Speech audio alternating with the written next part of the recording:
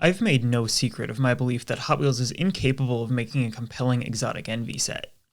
Despite the enormous potential of a theme based entirely around the exotic cars that occupy our dreams and adorn posters on bedroom walls, Hot Wheels has consistently filled the exotic envy sets with several peg warmers. So how is it possible that Hot Wheels launches a new series called Timeless Icons, in which 4 of the 5 models are exotic cars far more enviable than we typically see in the exotic envy sets?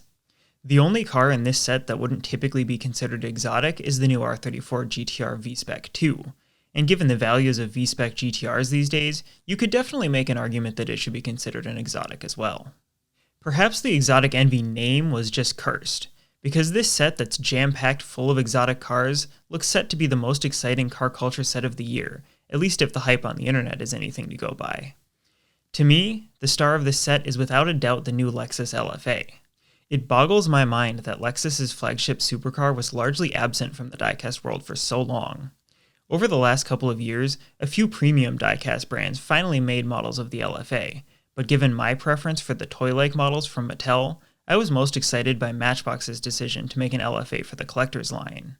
Sadly, that casting didn't turn out very well, so I was left hoping Hot Wheels would make an attempt at replicating this legendary supercar. Thanks to fan-favorite designer Ron Wong, that day has finally come. Boy, did they ever deliver.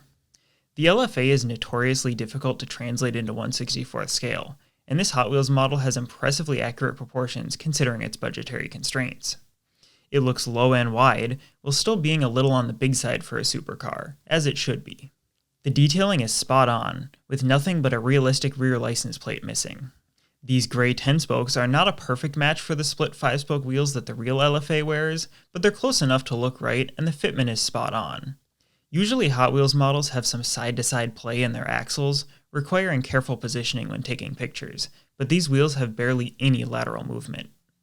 One of the most challenging sections of the LFA to replicate is the rear quarter window.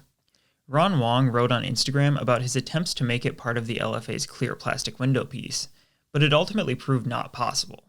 Rather than just leaving it white like Matchbox chose to, Hot Wheels printed that window black, which preserves the car's body lines and is actually a far more passable optical illusion than I expected when I first saw pictures.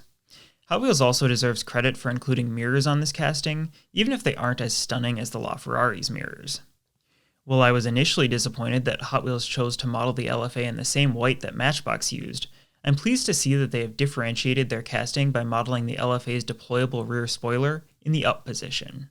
That little detail really makes this casting stand out, and I think it looks incredibly cool, even if the color match on the wing isn't perfect. The rest of the LFA's rear looks suitably boxy, with plenty of detailing in the rear vents and brake lights that wrap perfectly around onto the sides. The way the black base section locks into the body of the LFA by forming a contrasting color license plate is clever, though I would have liked to see a printed plate still. Speaking of missing detailing, how did the LFA's triple exhaust tips not get silver detailing? They are undoubtedly one of the most iconic parts of the LFA's design, and I've grown accustomed to, and perhaps spoiled by, the detailed exhausts on many of Hot Wheels' recent premium models. Still, let's give Hot Wheels credit where it's due for finally bringing us a good Lexus LFA casting. As cool as this white version with a red interior is, I hope we don't have to wait too long for some recolors of this casting, as I've always loved the look of the LFA in yellow. The LFA might be my favorite model of the set, but the rest of the collector community seems to be absolutely obsessed with this new F50. That's not too surprising, given the F50's legendary status as a bedroom poster car, and the excitement around Ferrari's return to the Hot Wheels lineup. Since I grew up in the Enzo era, the F50 has never been an object of my desires, but that doesn't mean this isn't a cool little model. As with the recent LaFerrari casting, its placement in the premium line means that this Ferrari gets full printed detailing on all sides, which allows for cool details like the black trim piece that runs from the front bumper all the way to the brake lights. There are other cool details as well, like the headlight prints that show the color-matched red headlight housings that the F50 is known for. This new casting does have some flaws, though. At least to my eye, it looks a tad chunky, especially in the front end, and the front grille sits too deep behind the bumper. I do like the use of matching-sized wheels on both axles, which looks far more realistic than the exaggerated staggered wheel setups that so many previous diecast Ferraris have suffered from. The rear is the star of the show with this F50, with none of the weaknesses that the front has. The large mesh grille looks awesome, with plenty of texture and perfectly aligned brake lights. The F50 uses the same license plate technique to secure the base that the LFA uses, and this F50 even gets silver exhaust tips. Much like that LFA, the Ferrari F50 has been frustratingly hard to come by in 1/64th scale, so I totally understand the excitement around this new premium casting. It's great to have this legendary car represented in the Hot Wheels lineup. Now we just need an Enzo in the premium line. One car that has definitely not been hard to come by in 1/64th scale is the R34 Nissan GT-R. If anything, the R34 GT-R has been the defining car of 1/64th collecting for the last decade, and the Hot Wheels premium version has consistently been among the most popular. All of which makes it a little surprising that Hot Wheels chose to use one of their precious few new casting slots to make another R34 GT-R. Mind you, this new R34 is the VSpec 2 version, so it isn't exactly the same car, but it's still unusual to see multiple trim levels of a single car from Hot Wheels. Usually that's the domain of Mini GT. I suppose there is an argument to be made that the VSpec 2 is a substantially different car, akin to the difference between a 911 Carrera T and the GT3, but there's no denying that these two GTRs look awfully similar to each other. To Hot Wheels' credit, they didn't just slightly modify the details on the existing GTR casting. This new VSpec 2 features a wide range of updates and improvements, including a new lower ride height, a more sloping hood, and a substantially lower spoiler at the back. Many of the details are sharper, and the badges are a bit smaller, resulting in a casting that feels more like it was made for the premium line, rather than being a mainline casting adapted for premium use, as the previous R34 casting was. I can't find any fault with the detailing on this model. Hot Wheels knocked it out of the park. The front features the expected headlights and turn signals, but it also features rarer details like a realistic front license plate, Japanese style naturally, and a minuscule GTR badge on the grille. The VSpec 2 features a black section at the bottom of the bumper, and I'm surprised to see it printed black rather than relying on the black base to form that section. The construction technique is a tad unusual, but the end result looks great. Likewise, the detailing at the back is phenomenal. The badges are all much smaller than the previous R34 casting, but the printing alignment is still spot on. The brake lights are impressively three-dimensional, and there's even a reverse light and a rear fog light flanking yet another realistic license plate. This is the kind of detailing I wish we saw on all premium models from Hot Wheels. Did we really need another R34 casting from Hot Wheels? Probably not, but I can't argue with the resulting casting. It looks awesome, and I'm glad to be able to add it to my collection. Unlike the R34, the Carrera GT casting is showing its age, and probably could have used a refresh. This is the first time the Carrera GT has seen premium use since the old Speed Machines line back in 2010, where it was also released in yellow, interestingly enough. The casting itself dates back all the way to 2006, where it debuted as a mainline, and while it was probably the best mainline casting in existence in 2006, casting techniques have come a long way in the nearly 2 decades since. As a result, this still cool casting is definitely starting to show its age. Unlike the majority of the timeless icons, the Carrera GT uses a staggered wheel setup, which immediately betrays this casting's age.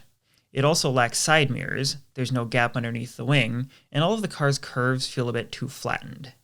Even so, the Carrera GT is a very cool car, doubtless a timeless icon, and it's good to see the car back in the Hot Wheels lineup. The last time we saw the Carrera GT was in a 5-pack in 2017, so I didn't expect to see it make a return this year. Silver is definitely a more iconic color for the Carrera GT, but this yellow one is very striking, and I'm glad to see it get a stock deco. The deco itself hasn't changed much from the mainline version, with the exception of some added black printing for the grills in the front bumper. The Carrera GT uses the window piece to form the engine covers, which are then printed with a silver mesh. Oddly, the print has been modified for this new version to be a bit more see-through, even though there isn't much engine detailing to see anyway. Despite the higher detailing budget for the premium line, the rear window did not get a black print to make it look like a window, which is a bit disappointing. The rear detailing is nearly identical to the mainline version, save for the addition of a third brake light on the spoiler. As I look at that spoiler, I can't help but think that if Hot Wheels had reworked this casting rather than the GT-R, we probably would have seen a spoiler with an air gap underneath it, similar to the new F50. Even taking its flaws into consideration, the Carrera GT is an absolutely iconic car that easily deserves to have a spot in a set like this. I wish Hot Wheels would have done more to modernize the casting for its comeback, but I'm still glad to see it return. Which brings me to the weakest link in the Timeless Icons set, the Koenigsegg Agera R. To put it mildly, I do not like this casting. The proportions are so far off and cartoonish that it barely even looks like an Agera. The wheelbase is too short, the windows are far too small, and the vent in the side is almost comically shallow, to name just a few of its shortcomings. I discussed this casting at length in my recent feature on the new CCXR, which is also why I'm so disappointed to see the Agera in this set.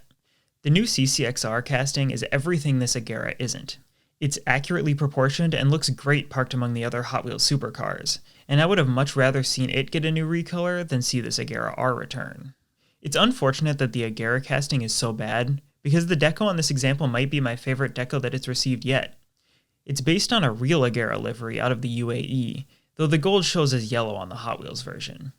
This metallic purple and yellow paint job is exactly the right kind of outrageous for a Swedish supercar, and the fact that the deco covers all four sides and the roof is nice to see. Yet the whole time I'm looking at it, I can't help but think how much cooler a deco like this would have looked on a CCXR. So where does that leave this set? Even with the disappointment of the Agera R and the cool but aging Carrera GT casting, 4 of this set's 5 models are must-haves, which is a far better hit rate than we see from most car culture sets. Given the amount of exotic castings in this set, it could even be considered the best exotic set of all time, surpassing all 3 of the Exotic Envy sets. I think that makes this set easily the best premium set of the year, and the fact that it has 3 brand new castings is impressive. Even the color choices are great. The white, red, blue, yellow, and purple look great together and give a wonderful variety to this mix. If it had only used the CCXR casting, it would have been the perfect set. Still, 4 out of 5 isn't bad. Thanks for watching, and as always, if you prefer your diecast content in written form, check out my blog at diecastleno.com.